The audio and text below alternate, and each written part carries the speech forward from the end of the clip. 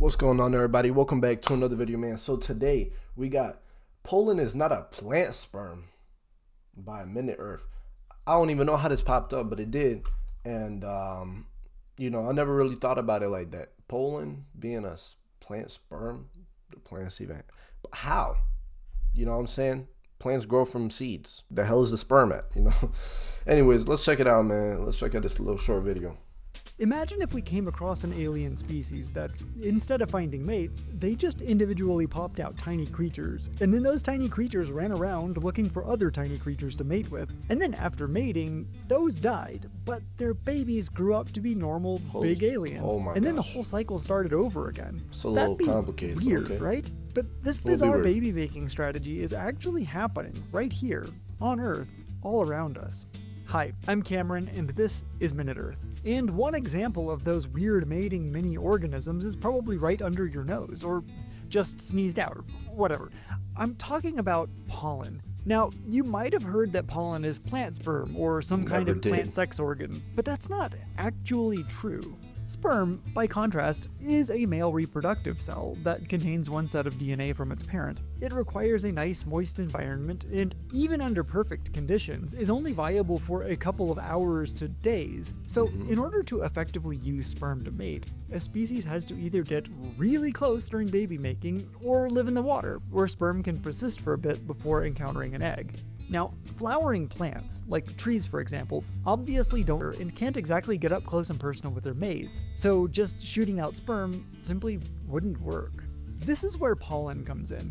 Like sperm, pollen contains one DNA set from its parent, but unlike sperm, pollen itself is actually its own separate living plant made of multiple cells that under the right conditions can live for months depending on the species. Sperm could only dream of that kind of freedom. But back to trees and pollen. So this tiny male offspring plant is ejected out into the world, biding its time until it meets up with its counterpart, the female offspring of the plant, called an embryo sac, which you're probably less familiar with since they basically never leave home. They just stay inside flowers. And again, they're not part of the flower, they are a separate plant living inside the flower. Once the pollen meets an embryo sac, the pollen builds a tube to bridge the gap between them. Now, it's time for the sperm. At this point, the pollen produces exactly 2 sperm cells, which it pipes over to the embryo sac, which in the meantime has produced an egg that the sperm can meet up with. Once fertilized, that egg develops into an embryo within the embryo sac, hence the name, then a seed, and then, with luck, a new plant.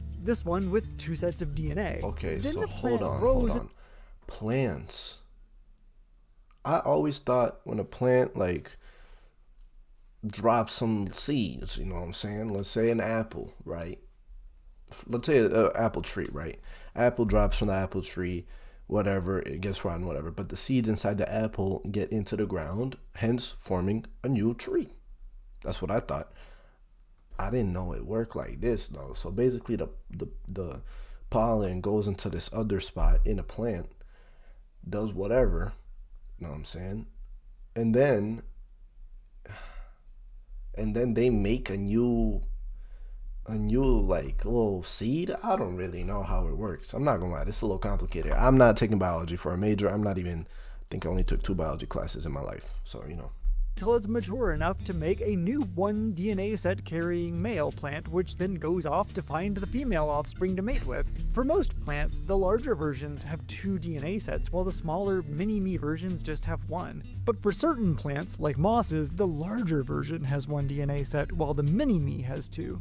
But in all cases, it's an impressively clever and complex and even alien-sounding way to mate, one that all land plants from giant trees to little flowers tend to use. But despite how alien it might seem, it came out of this world. Alright, man, well, there you have it. If y'all didn't know it, let me know.